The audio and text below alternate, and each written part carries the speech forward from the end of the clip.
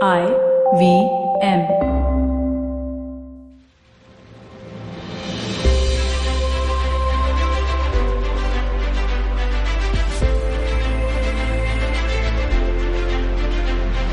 Welcome to the show. This round is on me.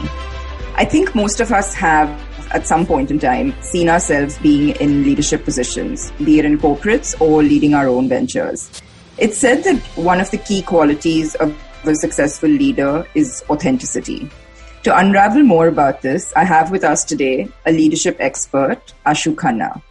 Ashu is the founder and CEO of Arka Leadership, an organization committed to developing authentic leaders in the world.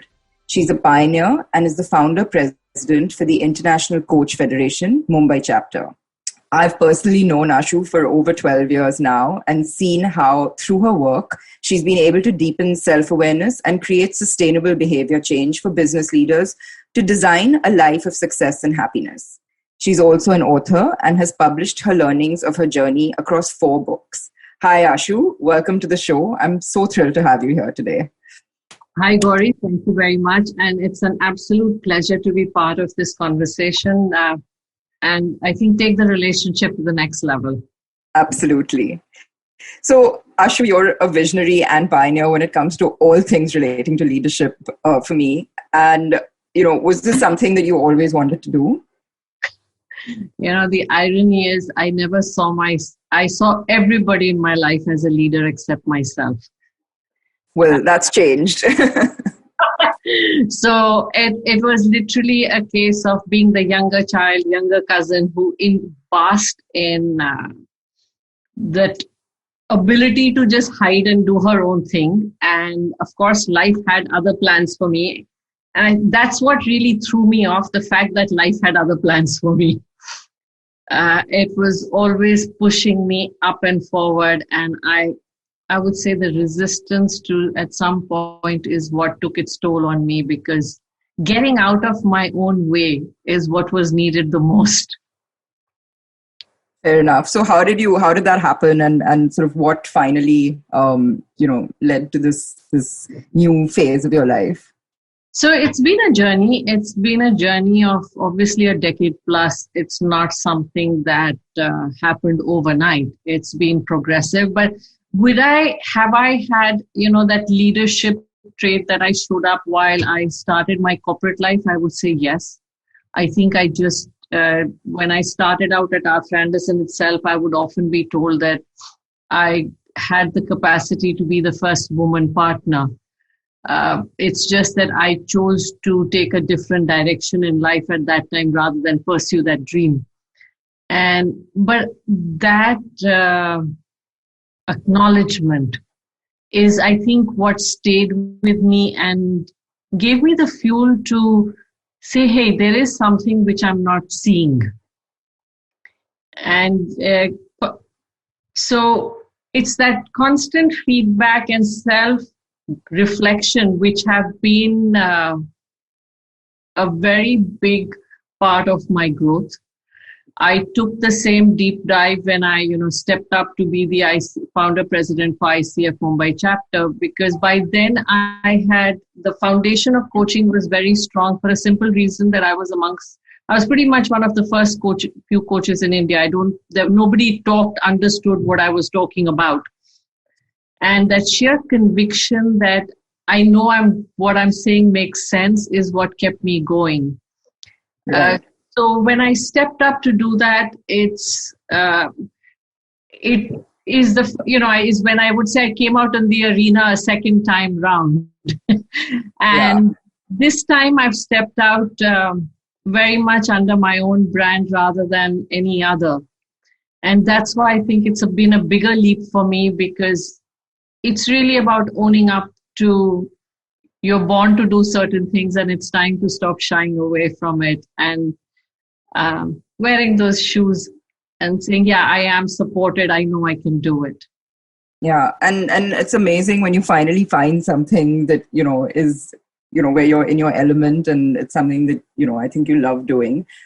We'll talk a bit more about sort of actually, coaching a bit later. But how do you describe the term leadership? I mean, what's the difference between a leader, a boss, a manager? What really is sort of behind leadership? So I'll go in the reverse way. A boss for me is somebody, the whole term has a certain authority fully written in it. And there's a certain sense of distance. A manager and a leader may sometimes overlap, or because, a manager is also managing tasks and people. But I think what really distinguishes a leader is someone who knows how to manage themselves completely, takes leadership of themselves, and has the ability to then take on a far higher vision. It's getting out of your own head, your own needs, your own self, and really standing for something bigger than in the society to make a difference is what I would say is really a leader. That when you've taken self-leadership and you epitomize or you stand for something. Right. And I think that the main point here is the leadership's often associated with the highest position in an organization. And it's not about a designation or a hierarchy. It's really about a thought process and, an approach to, life or work or whatever it is. Absolutely. It's a way of being. It's how you are. Yeah. See, even a parent is a leader at home in their own way for the child. So it's got nothing to do with, in fact, I have, having been in the coaching industry, coached enough to have the title, but do not know how to lead. And they are brilliant at technicals. They are brilliant at executing. But when it comes to really leading the team forward cohesively and collaboratively is where the challenge hits many. Well, I mean, so just taking off on that, it's something I think that one of the reasons for that is that you're never really trained to be a leader, as you sort of, whether you work up the career ladder or whatever it is, it's something that I don't think is given, it's not a skill or a thought process that's really ever formally addressed as such in an organization, at least, in my sort of corporate life, pre-restaurateur life. And it's just something that sometimes you just kind of slide into that role without realizing it. But, a few things that I've always heard, and perhaps what identify a leader is, someone, when you say you lead by example, because, someone who kind of gets their hands dirty, who, shows how it's done, who, is willing to, work with a team, perhaps. These are sort of the things that you often hear. I mean, even for me as being, the CEO of my company, I'll talk about a few of the things that I feel have helped me along the way with, in this role. So like I said, leading by example, learning the ropes, being sort of transparent with the team at all times. I think that's something that's really helped me, letting mistakes happen. But at the same time, you really believe in this concept of authentic leadership, right? So can you sort of elaborate a bit on that? I mean, what is authentic leadership? At the end of the day, we are all going about our work the way we know best. Is that what sort of authenticity is? Is it a skill? Is it, a characteristic which is inbuilt? How is it developed, and what really does it mean? Okay. So I'll go a bit step by step. Firstly, I know that you took a deep dive into entrepreneurship and the journey you are on. So congratulations. I really applaud that and how you've achieved so much. Thank you. I myself noticed a very big gap in corporate India, especially on any leadership development. And it was what triggered me to actually give up corporate life to do what I'm doing today. because I had been through an organization which pretty much trained you or had a calendar or an understanding that to deal with each position, you needed a certain different skill set. But that's not how corporate India functions really.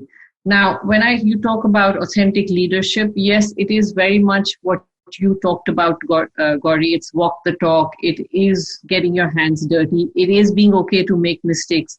It's really accepting yourself as whole. Authentic is what? I see myself not as fragments. So how I think, feel, and what I do is aligned. So there is not a fragmented person, but a whole person I'm engaging with. Now, when it's a whole person I'm engaging with, the trust itself is very high for people because they are seeing the humanness, they're seeing the leadership, they're seeing the passion, they're seeing the aspiration, they're seeing everything.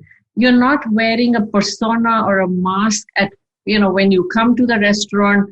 So whether you are engaging with your people your customers who come, people who come to enjoy your food and experience it, or whether it's your staff at the back or anyone, they see one person. Now, that itself, that is really what authenticity is. Are you seeing that one person? Now, when you are living as that integrated one person, what happens is, when I talk about authentic leadership, you're really unleashing your potential to the highest because you're constantly looking at excelling with yourself. You're not looking left, right all the time because there is no end to looking left and right. That game of competition, you'll always lose because there's always someone one up. Yeah. And even if you look at, I remember if you see Roger Federer, he was winning. He went through a bad patch, but ultimately he had to reflect, retrain, and come back to say, hey, it was not about just the game. It's about the game with myself. It's not just about winning and losing. What am I doing? So it's about really, are you in a game to excel with yourself? Are you constantly out to outdo another? And when we look at unleashing our potential with ourselves, we will come up with creative solutions. We will come up with different ways, and it's sustainable. Right. It's so interesting that you talk about this aspect of competition. I actually, I did another episode with the CEO of the Ascend International School, and that sort of school's philosophy is very sort of not about competition in the sense that we've all grown up knowing, thinking about competition, which is, a race with other people essentially, and you're sort of comparing yourself to other people. And that the whole philosophy of this this format of education is about essentially competing with yourself and constantly striving to excel. And I think that it's really interesting that this is now being incorporated into education, from a very early stage. The idea of, of trying to get better against your, against your sort of your previous self in a way. And also, listening to you talk about seeing the real person. I think when you are also able to display your vulnerabilities, and of course, the last sort of few months with COVID and lockdown, etc., has provided ample opportunity for leaders to kind of to almost sort of shine in a way, right? Because you are dealing with probably an unprecedented situation, and it's really a time when you have an opportunity to sort of stand, to show yourself and how you deal with crisis. And I want to kind of talk a little bit about that. That where at least in my case, in the last sort of 6 months, we've been dealing with the times where we're living in a dilemma of, whether to take care of lives or livelihoods, right? So do you get back to business and, think about, giving the team an opportunity to earn, or do you say that, no, it's not safe and you sort of stay at home? So this was sort of the kind of dilemma that we were dealing with. And it really sort of, it was a big question for us, and it was something that we had to sort of work our way through it with the team, not kind of direct people to say this is what's going to happen and you have to be on board. And it was definitely, I think, the first of its kind, as a situation that we were faced with. How do you sort of think that leaders should deal with crisis, whether external or internal, in an authentic manner? I mean, I know what we went through, but what would you? You really hit the nail on the head. Authentic leadership is about shared leadership.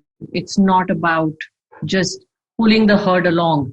I mean, let's accept the fact when we ourselves have a certain level of intelligence, why do we think that the others don't? It's ultimately your arrogance which gets in the way. And you cannot have people grow and contribute to their fullest unless you acknowledge that everybody has something to give and some expertise. And that's why you hired them in the first place. You didn't hire them to make your life difficult. You hired them to make your life easier. Now, the very fact that you get a team to make your life easier, then why should a leader forget that that's what they are there for? And it can only be easier by pulling in that expertise, because each one of us has our own, USPs. So if your USP may be to look at the bigger picture, another person's USP may be to have some creative thought or some numbers or something. So each one comes with their flavors, and that's what completes the puzzle. So it's really harnessing everybody's potential to the most. It's just that one person has the capacity to put the puzzle together. And that's who becomes the leader, the person who has the ability to stay here, put the puzzle pieces together, look at it and reconstruct it if required to give it a different shape depending on the situation, and that agility to do it.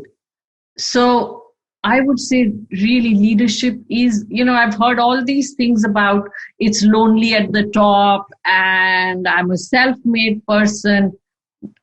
None of that I agree with. Yeah.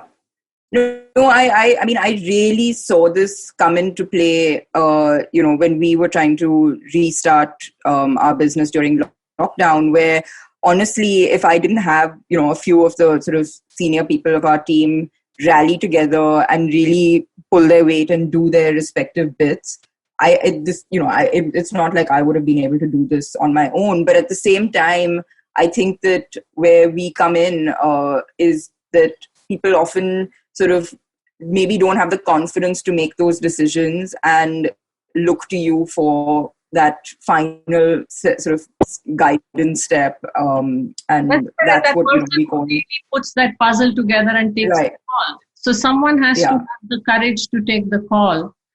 And absolutely. How the picture should look at this point in time, and let's just go with it. Yeah. So, coming back to that question of, is this something that's inbuilt? Is this, are there certain people who are more cut out for this than others? Or, is this a matter of just harnessing this and everybody at the end of the day has this ability? Is this what coaching is about? And, can you now sort of share a bit more about the importance of coaching? So I'm going to go back to our scriptures. If you look at ancient Vedic scriptures, it nowhere talks about a person being a leader. Our scriptures harness the leader in every human being. The old Nalanda school of it, the whole institution that was there, the Nalanda University, was known again for harnessing people from literally childhood, because it's really about drawing out. That's why education, the word is to draw out. It's not to impose or anything else. It's not to inform, it's to draw out. Now, information plays its own role, drawing out. So it's a combination of it.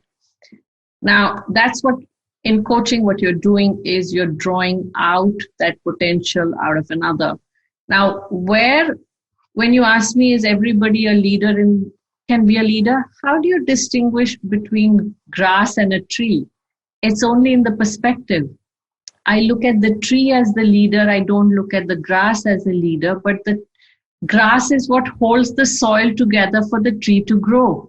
So who leads whom is, I think it's really a perspective of, I see the grass as much a leader in its own right, to be able to cover the whole soil, to hold it together, to have that capacity to grow quickly this way. So it's all about whether you're growing horizontally or vertically, it doesn't matter, but everybody has something in them to give in their own way. And coaching helps you.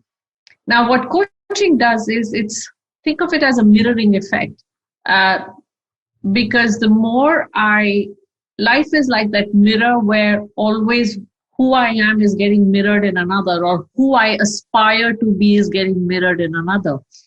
And if I am able to really sit back and draw that out for myself or for another, saying, okay, and ask those questions which will make you pause, reflect, and go inwards to trust that instinct which we are all gifted with.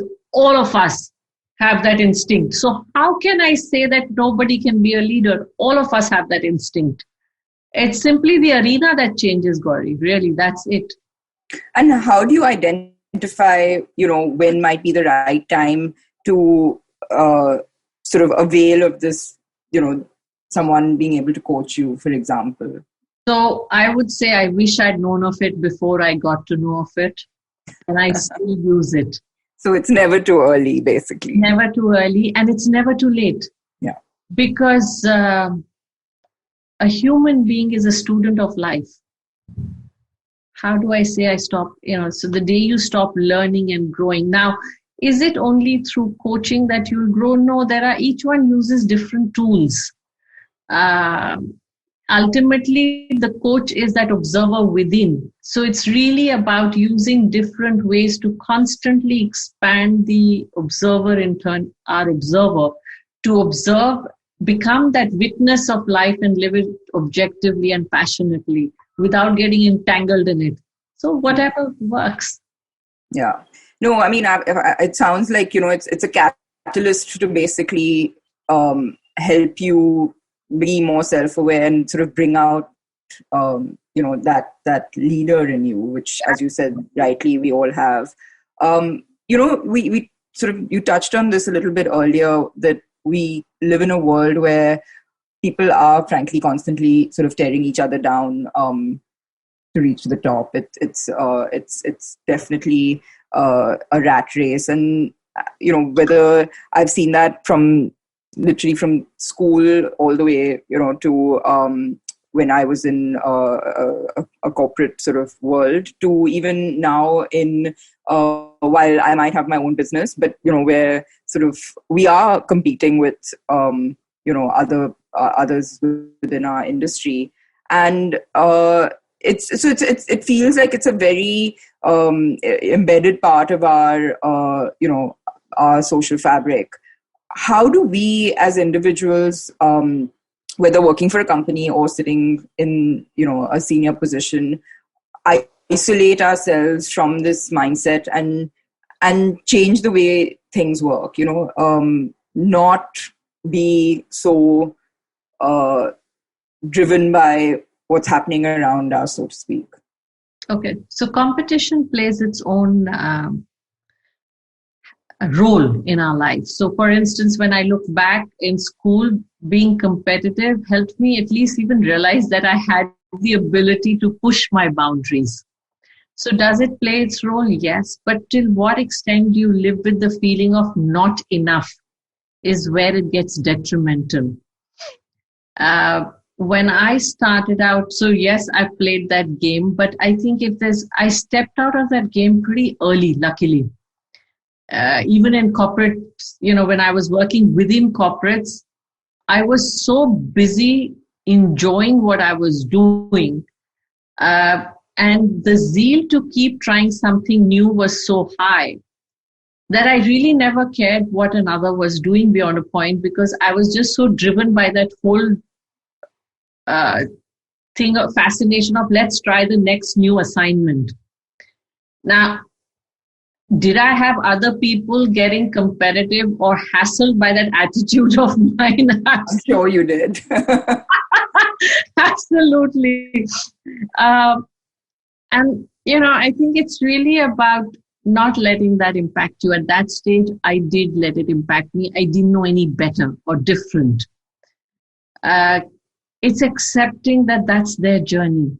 That's for them to get past. And the longer you stay stuck with feeling impacted with another, you're really consuming your own energy with another's. You're entangling it and consuming it. Now, even in the restaurant world or whatever, even in the coaching world, for instance. So what is it that, it's all about, okay, you're constantly looking at, am I an executive coach, leadership coach, the niches, am I here, am I there? Somewhere, call it maybe, do I bury myself in the sand, or I like to keep doing my own thing. I will look. So competition for me is inspiration. Does it inspire me and act as a catalyst to see what I could do differently? What am I missing? What could I be more of? So I see competition as more of inspiration than a negative connotation altogether.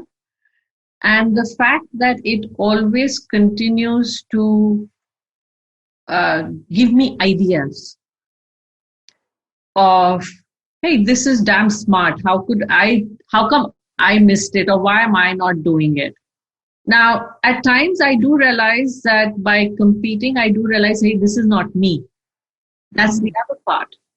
I think it's always more, for me, a self-inquiry process rather than being the other person. So where it's sort of like what you can take from what you're seeing around you and make yourself better, rather than saying, I want to be better than that. It's not about that being the benchmark. Yeah. Either rather than saying I want to be better than them or like them, where you're always in that space, it's really about imbibing and moving next. And ultimately, you are then always changing your competition in a way, because you're always looking at how can I look at the next best. Yeah. And I think one thing that we tend to forget very easily is that you always think there are other people better than you, and, how do I kind of be more like them? And what you sometimes forget is that other people are thinking exactly the same about you, and you're providing that competition to other people without realizing it. So, rather than seeing, focusing on who's doing what, it's probably better to focus on yourself, which is what you actually have control over, and, take what you can from around you. Yeah, I think that's... Yeah, so when you talked about coaching and what you're talking about now, Gauri, I think we don't take a pause. We don't pause enough. We don't pause enough to step back and look at ourselves and look at ourselves in relationship to the world. I mean, this is a great point, talking about awareness, and more importantly, self-awareness, right? That's what taking a pause sort of gives you time to reflect. Looking at sort of the current scenarios and stressful lives that people lead, what can you say about self-awareness and how that helps unlocking one's true potential? So what does that pause that you talk about do for you? Okay, so I'll tell you, a little part about what provoked me into coaching here. Happy-go-lucky kid with a very live and let live attitude. I lost it.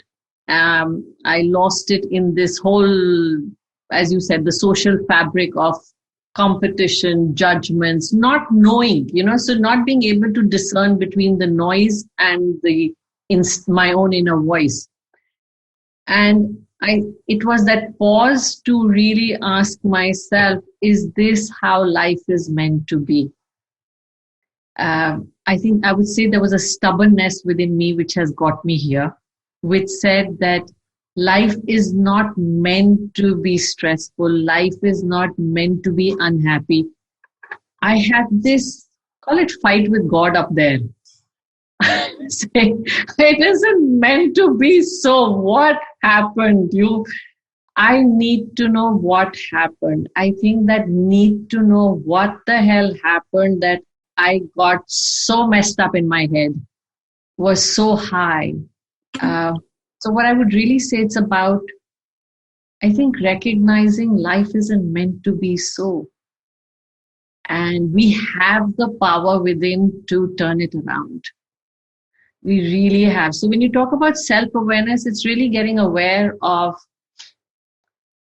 that that whole life force that exists around us and inside us. It's not, so getting aware of that higher self, getting aware of that resourcefulness in us, getting aware of the possibilities of solutions that exist in the world.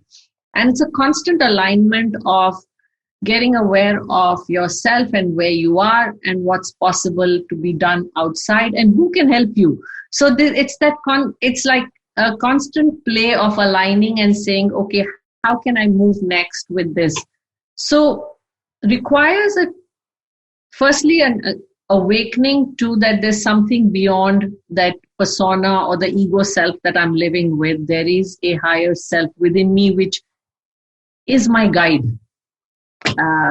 We talk of entrepreneurial instinct. What is that entrepreneurial instinct? It is an instinct to believe in something, take a risk, and accept that this is something which will serve society and me and is the right thing to do. Now, why do we limit that entrepreneurial instinct to a venture or a business? It's an instinct, an attribute that exists in us for a whole life. So I commonly call it, be an entrepreneur of your life rather than just your business, purely because it's an instinct which exists with us and is our guide. So that's what really self-awareness is. Am I aware of what that instinct is telling me? Am I aware of what is blocking me from trusting that instinct and living in alignment with it and acting in alignment with it in the external world? Now, it takes a while to understand and, clean up that conditioning that has happened over the years, delayer. Yeah. But it's exactly that. It's that that conditioning of sort of social fabric that we almost have to shed in a way to really tap into the sort of the truth of what we're feeling and capable of. I definitely, I couldn't agree with you more. And I just listening to you talk about it, it sort of makes me think about a lot of the decisions, I may have taken and how sort of life influences me to act in a certain way. You're spot on with that. Just sort of taking off a little bit on my life, and I think this applies to many people. The work-life balance, that ideal that we all sort of aspire to rather. There's definitely a growing awareness of the importance of it. And I think this has happened more in the last few years, especially with people talking about mental health and, just generally having a better work-life balance. People who are constantly working, they tend to forget to live their lives fully. And it's like you pretty much live to work rather than work to live. In your experience, have you seen people go through this, especially because you do, deal with a lot of people in, senior positions at corporates? And how have you guided them to overcome this?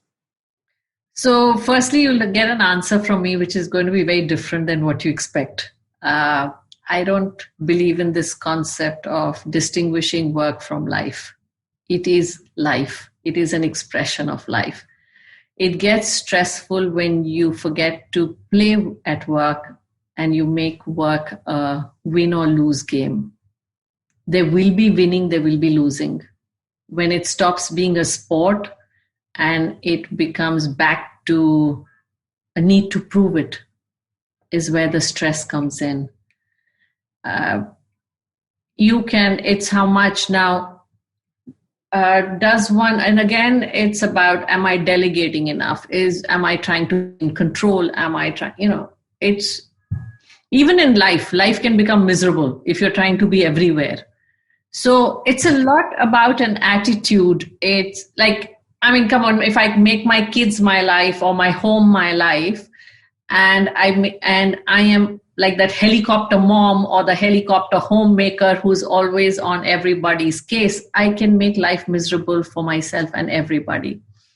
It's a lot to do with, therefore, an attitude of how I am in every space. And can I juggle, even when work is happening, can other parts of my life come in and go? So coexist. Yeah, it's about coexistence. It's got nothing to do with either or. And if my headspace while I'm at work is always at home or vice versa, is where the difficulty comes in. So it's a lot to do with, am I enjoying every facet of my life to the fullest? And there are times when a certain dimension of life requires, and that's why I said I don't distinguish work separate from life, because there are certain times when work requires higher attention, and there are certain times family requires higher attention or anything else. So it's about the agility to be okay with these, juggle and be okay with these change in balances. Right. Yeah, and also sort of, recognizing when one needs to be sort of maybe prioritized over the other. Yeah. But that doesn't have to be a way of life. It can be a sort of changing dynamic. Yeah. Yeah, you have to be able to let go and pull the plug sometimes on one or the other if the other is draining you out. So that's why I say it's an attitude, and it's a lot to do with, again, back to self-awareness. If one facet is killing the other, you have to sit back and see what is it that you're not doing right. Yeah. But I think, again, this really comes back a lot to do with social conditioning, because we really tend to get very easily influenced by what is the right thing to do and what should be done, and rather than following your own instinct of I know I struggled with this when I had Dia, our daughter, and I was told, why don't you work part-time, you really should be home when she comes home from school, this, that, and it really guilted me out for the longest time because I couldn't do it. But the minute I was able to recognize and acknowledge that I was okay with what I was doing, and for me, everything was, in my view, balanced. I was quite miserable up until that point. But the minute I realized that as long as I was okay with it, and I felt that there was balance in our lives, that's what mattered, And it's the last sort of 5 years or 5 or 6 years that I've had that approach to family and work life. It's been a mind-blowing experience, frankly, because I don't owe that explanation to anybody else but myself. And Gauri, I'm sure you must have noticed everybody rallies with you when you take that attitude. Yeah. Well, I think that they're almost surprised at how it's working out in a way, that it is possible to do this, and without sort of the world falling apart. And I think, they don't have a choice but to sort of rally with you on it then, because you already decided that's what's going to happen. I had this incident today morning. It's a lot about, so I think it's a lot about communication. Trying to balance work and life or whatever, if you were to really split the two. whereas I don't. But if you were to really look at it, it's a lot about communication, where if you need to be at home, you talk to people at home, you talk to people at work. I can't be here today. And the same way at home, you do that. And it's that's what authenticity comes down to. Am I transparent and real to accept this is what it is that works for me? And now how do I translate it into action, and whose support do I need to make it happen? So today morning, when I started out working like this, I had to, I would try and structure my meetings in such a way that I was away when it was school time for kids. So my son would often ask me, how is it that you're always home when I'm home? When do you work? And I would tell him I try and keep my meetings for the morning. And little by little, they saw, they got into, and I would share my frustrations, my excitement, and they started becoming a part of all of that with me. It wasn't about only them going through their school life frustrations. It was mom going through her own, sharing her own little tidbits. Today morning, I got somebody shared, I'd done a workshop and they shared the rating was 9.75. I didn't even know I'd had a rating. So I was pretty excited with the high rating. He turns around and tells me, I need to know who didn't give you the perfect 10. That's so sweet. And that's such a wonderful feeling when they take as much ownership of what you're up to than just yourself. Yeah. And that's what makes it easier. Absolutely. No, I mean, it's so funny. I have to share a similar anecdote. So we were driving around somewhere the other day, and Dia was in the car with us, and she said, where are we going? And we said, we're going to go look at a space for, to do maybe a cafe or something. And she said that, doesn't that mean then you will be away even more time from me when the cafe is being done? And Jane, and that's the first time that she's actually, said something like that to us. And we were both a little bit speechless. And then we said, yeah, but you can come along and be there when, we're building it, and you can come to work with us. And she said, yeah, you're right, I can't come to work. But it was such a funny conversation to have with a 7-year-old, because you don't sort of, I wasn't prepared to realize that she was aware of, what my work, the impact it was having on her time. So that's the first time she expressed it. And and I do that, I take her along with me sometimes when, it's a situation that allows for it. And it's great. That's exactly the balance that I found. At our office also, our secretaries get their little kids over sometimes if it's a day off or things happen. Yeah. We are quite appreciative that everybody has these. Exactly. So, I want to sort of just address this point that I mentioned earlier on, where I feel that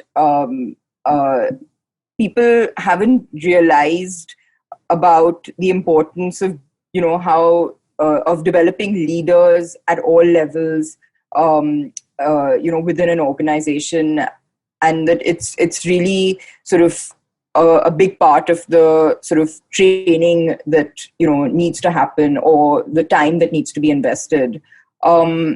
How does this work? Like, how can each employee feel that they have room for growth and that they are maximizing their potential? So what can employers be doing to address that? So firstly, it needs to be a cultural thing. It cannot be a one-off thing. When people tend to do trainings and developmental exercises as a one-off, it doesn't hold itself. Right. And even if you do an exercise, you have to follow it through. You have to follow what is expected out of the person. The accountability needs to come in as well, not just do the bit and get over with it. So it's a very cultural shift to bring in the element of that human beings inherently are explorers and entrepreneurs. And how can we develop that capacity in each person? Right. be the explorer and entrepreneur of their life and contribute. And in fact, recognize that it is to do with the more each one becomes the entrepreneurial spirit is unleashed, the more they'll take ownership for their role. So it starts from the top.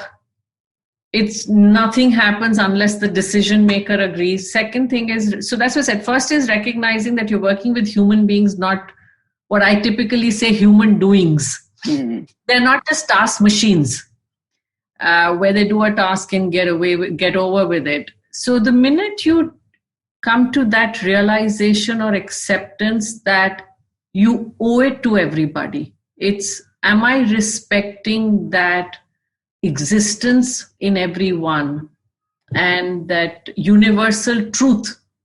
And I think that's what COVID has done, is show to us that nobody is above or below another, and no leader or no society can function without everybody rallying. Exactly. It is not, I mean, you've needed the, people at the most base level to hold the fabric of society together, because all the leaders were at home. I mean, let's be real about it. So it's really acknowledging that truth that everybody deserves it and you owe it. And that's why we call it human capital. It's your first capital. If you don't invest in that, it actually pulls everything down, because you're going through so many iterations and ins and out and constant change that just moving forward can be a challenge. Yeah, absolutely. I mean, I completely agree with you that your team is who you are at the end of the day. You know, that's what builds, that's what makes up the organization, especially, in a service industry.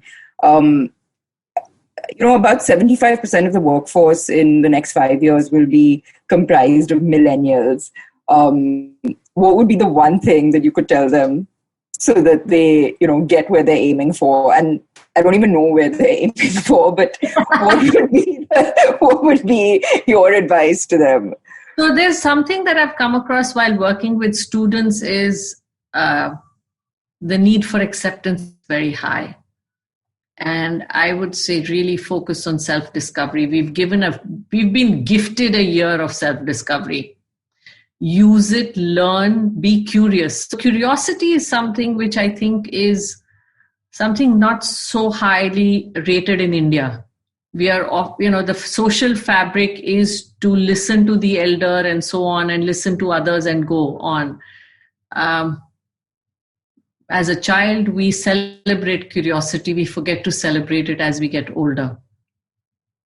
Fair. That's I think that's a great piece of advice. Your journey has inspired a lot of people, and at least it has inspired me. A woman of so many talents, being able to combine, learnings across multiple dimensions and create something wonderful out of it, frankly. You're known to volunteer at many NGOs to empower young girls, and I know that you're passionate about that. How can each one of us do our bit and empower each other and make women feel confident and capable to do whatever they wish to make of themselves in life? It's really back to, Gauri, getting past your belief that I am a woman and therefore I don't deserve it. It's a very ingrained belief sometimes for many women. And it's really recognizing you're yet another voice who deserves to be heard. And we all have a voice. It's about really learning to share that voice, learning to stand up for the truth. And I think the more we empower each other rather than pull another one down to stand on top of the other is what will really make society work. No society can work unless the men and the women work in tandem. So we often talk about only women empowerment. Any systemic change requires as much a change in thinking in the men. Absolutely. Because till they keep feeling the pressure of being the only provider, the woman will always feel the pressure of being the subservient to the provider. The more we create an environment of partnership, I think the more both will thrive a lot more together. Absolutely. You have a book that's recently been launched. Congratulations. It's called I Am Perfection, Live Life Joyfully. It's about your journey to finding the deeper meaning of life. So tell us about it and what we can expect from the book. So each book of mine has, I would say, just emerged. I don't have a better way of putting it. This book travels the entire journey of time from when I was a kid to where I am today. It travels into the mind of, it's a journey of the mind. Actually, it's the journey of a human mind, of how it gets caught in the perceptions, what you call the conditioning of the world, and how it and gets caught into these various identifications of, oh, I'm a mother, I'm a wife, I'm a this and I'm a that, and you're caught in so many of those things that at some point you lose your own self in it.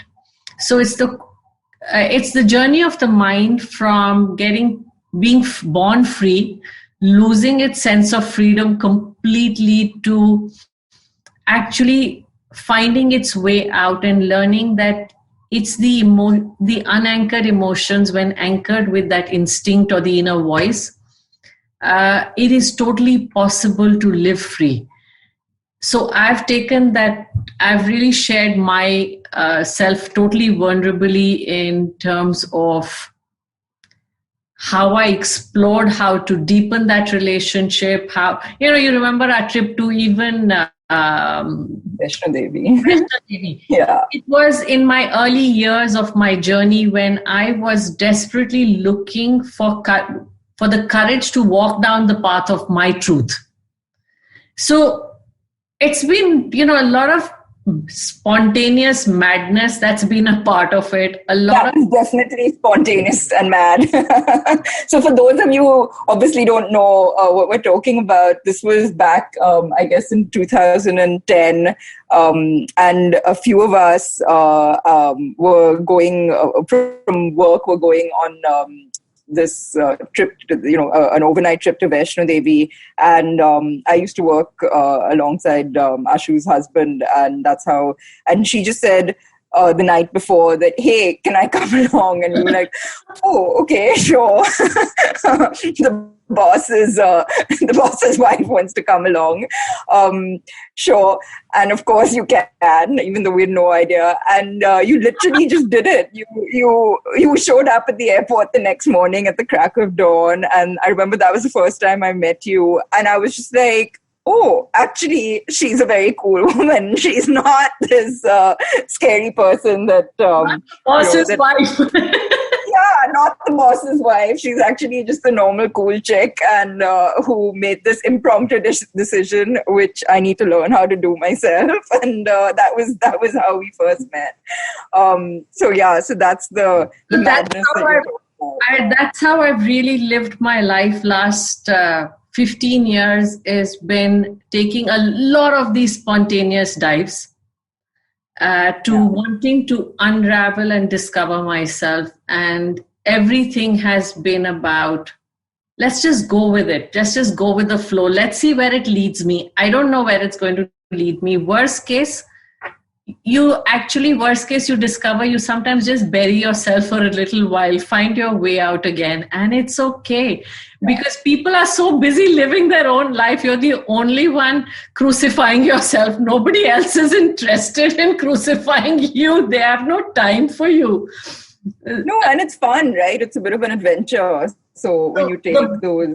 actually goes through the whole adventure of enjoying the spontaneity and learning to live. The first time you consider it as an act of bravery and madness, by the end of it, it becomes a way of life.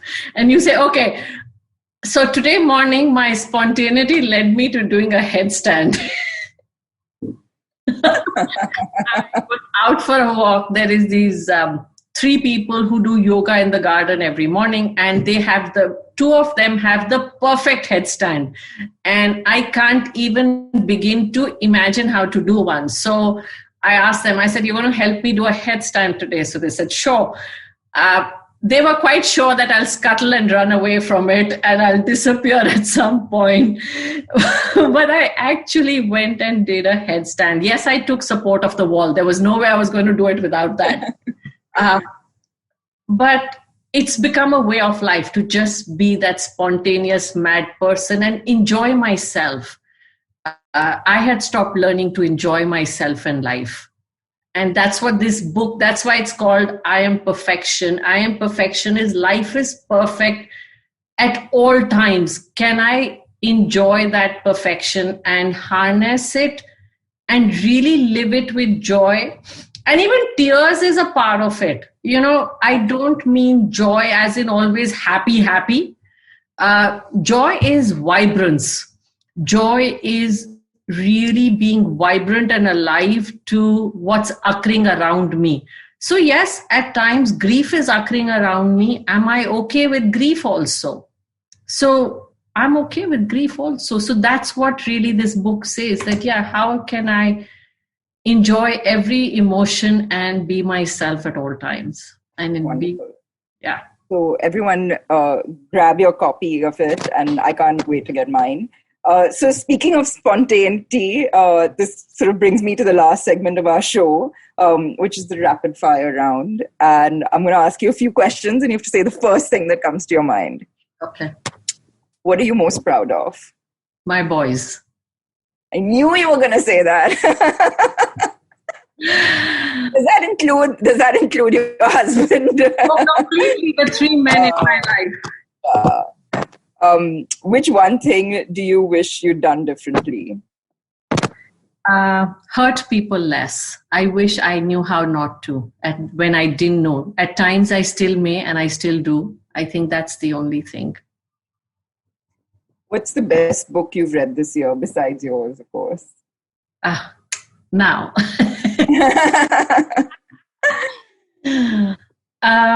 The book I gravitate a lot towards is, somehow scriptures. So I read a book, and I'm forgetting the name, but it's a book on being a stoic leader. And it talked about a very fabulous phrase called, it's about Aurelius, I forget the title of the book, but it's about being authentic happiness. And that's what it really is for me. Am I authentic, and is my happiness mine? It doesn't have to resonate with another. Right. Who have been your role models or mentors? First, my father. Then, I think for every girl, it starts with a dad. But pretty much my parents. My sister has been one as well. Then my husband, big role model, man, I can never seem to live up to who he is. Gandhi's been a huge inspiration for me. I somehow draw a lot from his book, My Experiments with Truth. Lovely. Your definition of success? My definition of success, when I have enough, is just having enough is success. I don't know what else I would call it. Actually, I changed my definition of success to living life to the fullest. So that's really it. Absolutely. What would be your message to India's leaders today? It would be back to live life to the fullest. I think success is too small a word. Mm-hmm. It's a very, very limiting word. Live it to the fullest and see what life gives back to you. Lovely. I think that applies not just to leaders. I think it's to everybody. Ashu, thank you so much. This has been such a fun conversation. It always is with you, which is why I'm so happy you agreed to come on. And thank you so much. It's really been very enlightening and energizing and lots to think about. So, and I'm really looking forward to reading your book. So good luck with that as well. Thank you very much. And since the show is called This Round is on Me, I wait for I'm waiting for my goodie bag back home. Done. It's the least I can do. Done. Hey, thank you. Your paneer tikkas are hit at my house. So thank you. Excellent. This will make part of the recording, of course. Thank you. That was such an inspiring conversation with Ashu about learning to embrace the moment, embrace life, and truly enjoy every minute of it. I really hope you enjoyed tuning in today. And if you like this show, don't forget to check out other interesting podcasts on the IVM Podcast Network. You can listen to us on the IVM Podcasts app or website or wherever else you get your podcasts from. You can also follow us on social media. We're at IVM Podcasts on Twitter and Instagram. And if you want to reach out to me, I'm at gdevidyal on Instagram and at Gauri Details on Twitter.